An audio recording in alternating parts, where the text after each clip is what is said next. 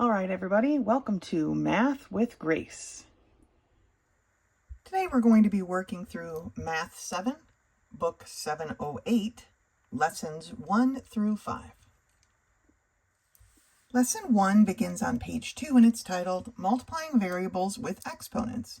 It says whenever we multiply a variable by itself, we simply write the variable as a base, then write the exponent to which shows how many times the variable is a factor. So 10 times 10 is 10 squared. 10 times 10 times 10 is 10 to the third. And 10 times 10 times 10 times 10 is 10 to the fourth. The same thing goes with variables, right? N times n is n squared. N times n times n is n to the third. N times n times n times n is n to the fourth. But when we multiply several variables with exponents, we add the exponents. And that's really what's happening here. This n times n times n times n is really n to the first times n to the first times n to the first times n to the first. And we add up 1 plus 1 plus 1 plus 1, which gives us our 4. But when we're looking at a problem like this, where we have n squared times n to the third, this is what it would break down to. So what we do is, and this is where I skip this part usually, but if you need to see this, then you should write it this way. But I like to write this as n to the 2 plus 3, which is then simplified to n to the fifth. Okay? And the same thing with a number as your base, but then they have to have a like base. This can't be an x and this be an n and have it be xn to the fifth. That's not how that works. It has to have a like base, just like we can't combine terms that are not like. We cannot combine these variables with their exponents if they're not a like base. So it says, remember that a number or a variable with no exponent is the same thing as a number or variable with an exponent of 1. We just said that right here when I was giving the example up here, right? All right, let's go to page 3 and do some of these problems together. So x times x times x times x. So it's 1, 2, 3, 4 x's, so x to the fourth power. Now, this is different, remember, than adding these variables, because this is x plus x plus x plus x. You and 3 of your friends each have an x card. Altogether, you have 4 x cards, okay? This is an x being multiplied by itself 4 times. This is a 4 being multiplied by the x. So you've got to be careful. And as you can see, the book is going to intermix multiplying and adding. So you need to watch what you're doing. It says right here, watch the signs. Okay. Y squared times y squared times y is the same as y to the 2 plus 2 plus 1. Do not forget that there's a 1 here. Okay? 2 plus 2 plus 1 is the same as y to the fifth. But over here we have 2a plus 3a plus a. Here is where we add our coefficients. Remember, there's a 1 sitting out there. 2 plus 3 plus 1 tells me I have 6 a's altogether. Okay? You have 2, I have 3, somebody else has 1, we have 6 a's. Multiplying s times s to the third times s is the same as s to the 1 plus 3 plus 1. This has an exponent of 1. This has an exponent of 1. 1 plus 3 plus 1 is the same as s to the fifth power. I know my s's look like my 5's. I'm sorry. I try really hard, but the more I try, I feel like the more it looks like a 5. Anyway. All right, number 2b. We have b squared times b. So remember, this is b to the first power. So it's the same as b to the 2 plus 1, or b to the third power, or b cubed. Okay? For 2c, it's z plus z. You have a z, I have a z. Together, we have 2 z's. Okay. Part D is C times C, or C to the 1 plus 1. So we have C squared. Okay? So be careful. Make sure you are multiplying when you need to multiply and adding when you need to add. Okay? It's a different process. The exponent tells us how many times we're multiplying that x by itself. Here, we've added up and we have a total of 4 x's. Okay? So, careful of your signs. Good job. Finish the we remember, and you can meet me back here when you're ready for lesson 2.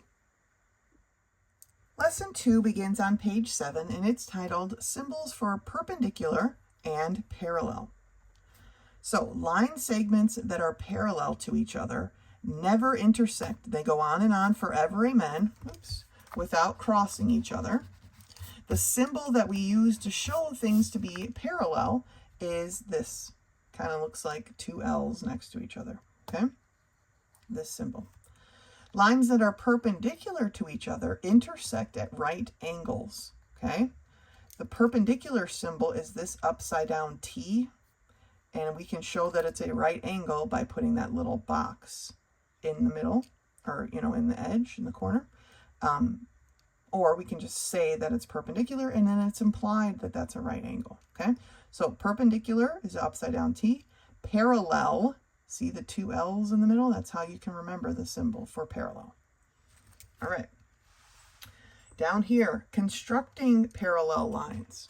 We're going to need our compass and our straight edge for this. It says you can use a compass and a straight edge to construct a line through point A that is parallel to CD. Now, the construction of this starts here and it goes on to the next page. So we are just going to talk through it right here because that bothers me. Right? Okay, so our compass. We want a line parallel to CD starting at A, right? So our first step is to measure out how long CD is. And so we're going to do that by extending our compass real far. And we're going to put our point on C and our pencil on D. So let me see here. I'm almost there. I gotta stick it in there a little bit so that it doesn't move. All right. So point on C, pencil on D. That's how far C and D are away from each other. We're going to come up here to A now without changing our compass, and we're going to put a mark. Because for the line CD, our only reference at this point, we have 2 references. How far C and D are away from each other and how far C and A are from each other. So once we've measured out how far C and D are from each other, we're going to come back and shrink our compass way down and measure how far C and A are from each other, because remember, these lines need to go on and on forever, amen, without ever crossing. So it needs to be the same distance here as it is here, as it is here, as it is here, forever and ever, amen. Otherwise, they will cross eventually. So we need to measure the distance between C and A. I'm going to put my pin on C, and I'm going to put my pencil on A, like such, okay? Then without changing my compass, I'm going to come over here to D and put my pin in, and I'm going to mark how far away that point should be. And here now is our X marks the spot. So we can take our straight edge, line it up with A, line it up with our X marks the spot, and now we have a line parallel to CD. And again, parallel means they go on and on forever, amen, and never cross. Okay, let's turn the page and see what else is there for us. So here at the top of page 8 is the rest of the construction, just like we just did. So we're doing great. Now they want us to do that for problem 1 and 2, right? Use a compass and a straight edge to construct a line parallel through E. And the same thing here for problem number 2. So first step, remember, we're going to take our compass and we're going to measure our distance between G and H. Okay, So I'm going to start at G, and I'm going to stretch her out here till my pencil lines up with H. Okay. Then without changing my compass, I'm going to move my pin up to E, and I'm going to mark how long H should be. How long? Well, F is the point they want us to add. Okay, then I'm going to bring my compass down. So shrink it on down so I can measure the distance between E and G. So pin on G again. I need to shrink my compass quite a bit more. Pencil on E, like such. Okay, then without changing my compass, I'm going to put my pin on H, and I'm going to X marks the spot. Okay,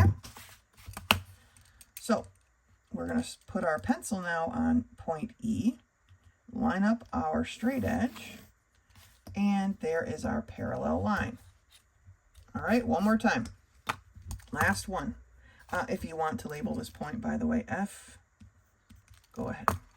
You don't have to. It's neither here nor there at this point. All right, we need to stretch our compass out. Remember, we want parallel lines, so we need to measure the 2 points that they gave us. They gave us the distance here, and they gave us the distance here. That's all we have. So, pin on K, pencil to L. I need to extend my pencil a bit, so pencil to L.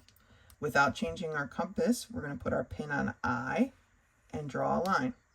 Okay, now shrinking this down so that our pin is on K again, but our pencil this time is on I. Okay, if you do it the other way, that's totally fine too. If you started with this measurement and did the other line, that doesn't make a difference. Okay, so pin on K, pencil on I, without changing our compass, pin on L, and we make our mark. There is our X marks the spot. I put my pencil on I line up my ruler, and I draw my line through. The X marks the spot. And we have another successful parallel line. Okay? They go on forever, amen, and never touch. All right? So parallel, this is the symbol. On and on forever and never cross. Perpendicular looks like a T because that's exactly what it creates, right? It's 2 lines that cross each other at right angles. All right, that's it for lesson 2. Go ahead and finish the We Remember and meet me back here when you're ready for lesson 3. Lesson 3 begins on page 12 and it's titled The Range of Data. So this kind of has something to do usually with the mean, median, and mode. The range of a list of data is the difference between the highest and the lowest numbers on the list. To find it, you simply subtract the smallest number from the biggest. That's it. So the range is pretty easy. The hardest part, I suppose, is determining what's the largest and the smallest. So looking at number 1, here's our data. The largest number is a 100, okay? So I'm just going to write it over here. I keep trying to erase that, but it's a whole 100 minus the smallest piece of data. The smallest data number is this 90. 100 minus 90 is 10. So our range is 10. That tells me all of my data points fall within a 10-point range. They're all within 10 points of each other, okay? What about number 2? These are degrees, right? We're going to start with looking for the largest number. And I believe it's this 32. Yes, so the largest number is 32 degrees, and we're going to subtract from it the smallest number. And I believe the smallest number is this 2. Yep. So 32 minus 2 is equal to 30 degrees. When your range is large like this, then it tells you that your data is kind of all over the place, okay? When it's compact, then it's a bit more, it seems a bit more precise, okay? Number 3, we need to find our largest number to solve for the range. The largest number is this 96. So $96 minus the smallest number, which I believe is this 35. Yes, indeed. $35. Okay. So $96 minus $35 tells me my range is a $61 range. Okay.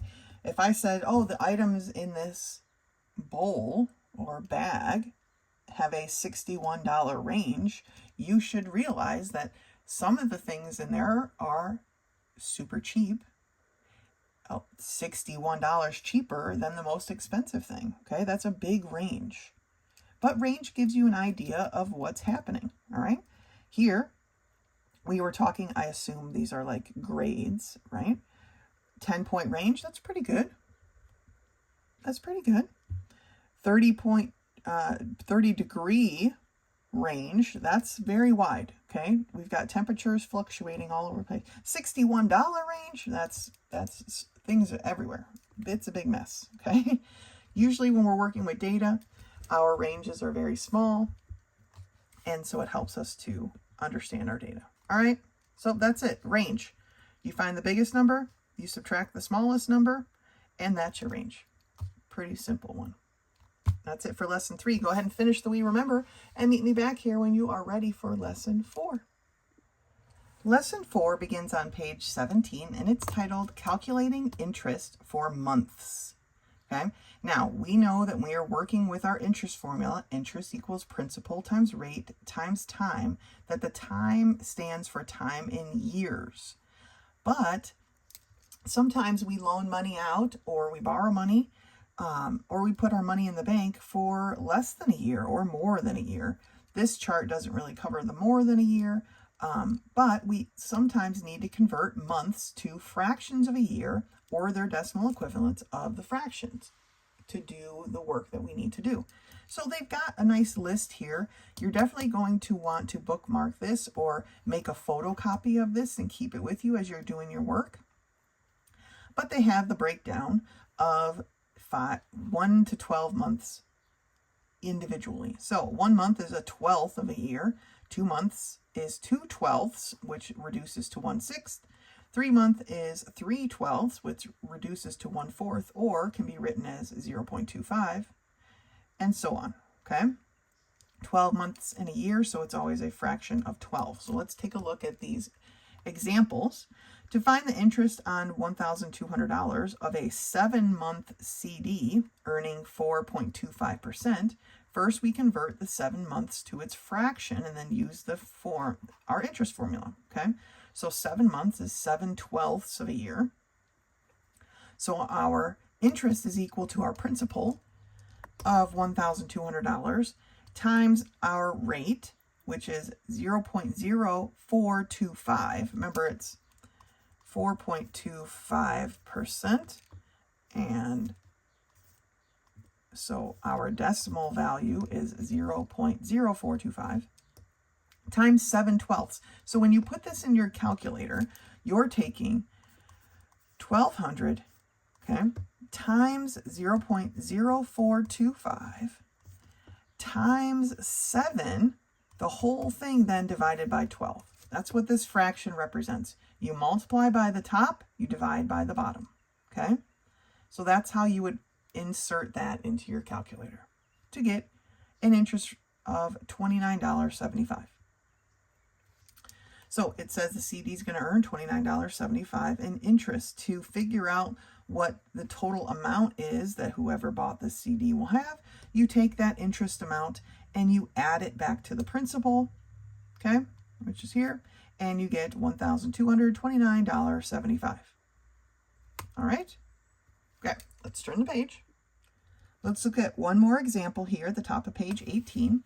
It says to find the interest on $1,500 in a 42-month CD earning 5.25%. First, we have to convert 42 months to years by dividing by 12, and then using the simple interest formula. So 42 months is more than a year, right? There's 12 months in a year, so 42 months is more than that. So they took 42 divided by 12 and got 3.5 years. Just leave it as a decimal. That's totally fine. Now for our interest formula, our principal is the $1,500. Our rate is 5.25% as a decimal, so 0.0525. and our year then was 3.5. You're going to put that in your calculator just like it sits, and you get that the interest is $275.63.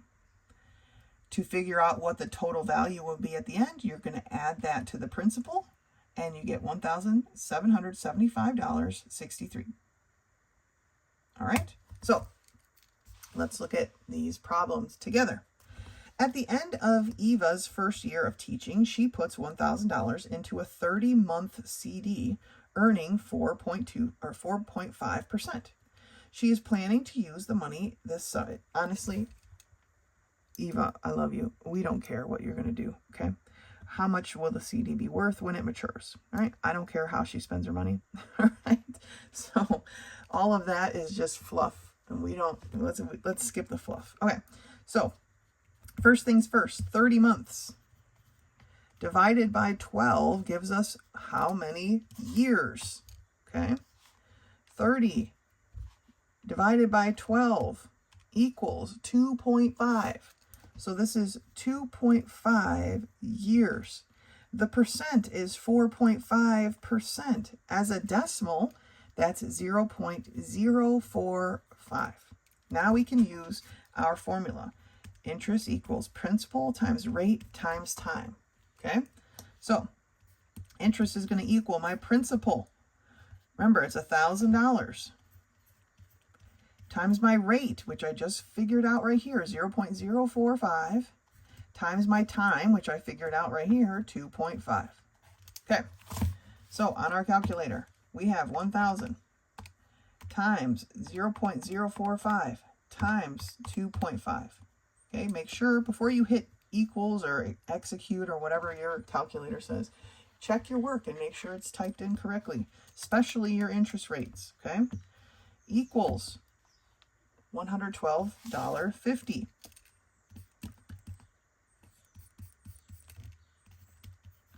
Remember, we're talking about dollars, so even though this says 112.5, we're talking about dollars, and so it's 50. So how much will the CD be worth when it matures? Okay, they're not asking just the interest rate, they want the total.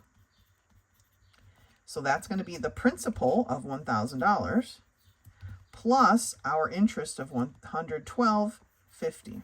Okay, so the total is now going to be $1,112.50. Okay, so we changed our months to years, we changed our percentage to a decimal, and then we stuck it into our formula. All right, let's take a look at number 2. For number 2, it says Eva put $1,407.32 in a savings account that pays 2% interest. How much interest did the account earn in 1 month? Okay, 1 month is equal to 1/12 of a year.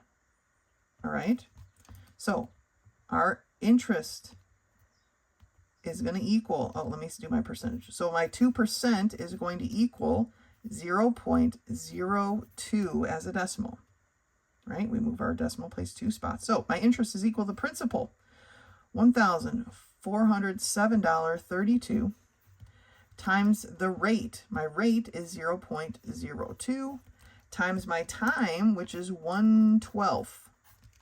Putting this in my calculator like this, 1,407.32 times 0.02 times 1, because that's what's there, divided by 12. Now, you could skip the times 1, because we all know that times 1 is just not really going to change anything.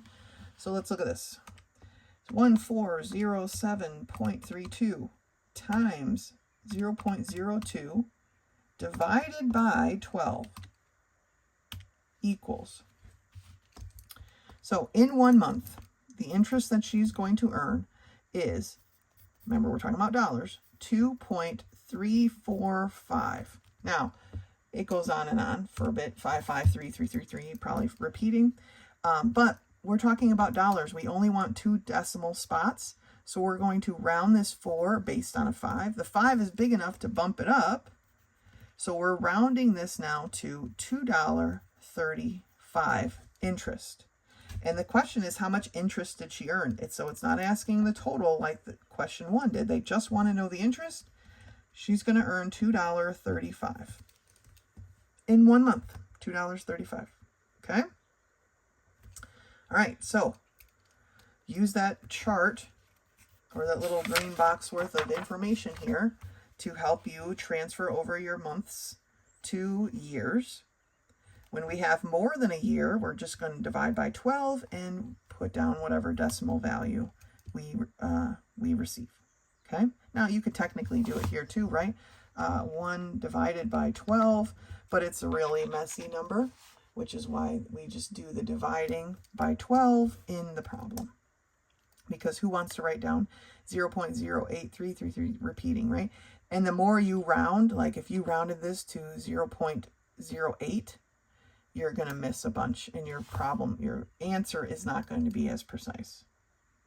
And it might not match the book. Like if you're checking your work with the book, it might not match. It might be off enough that you think you did it wrong, but you just rounded too soon.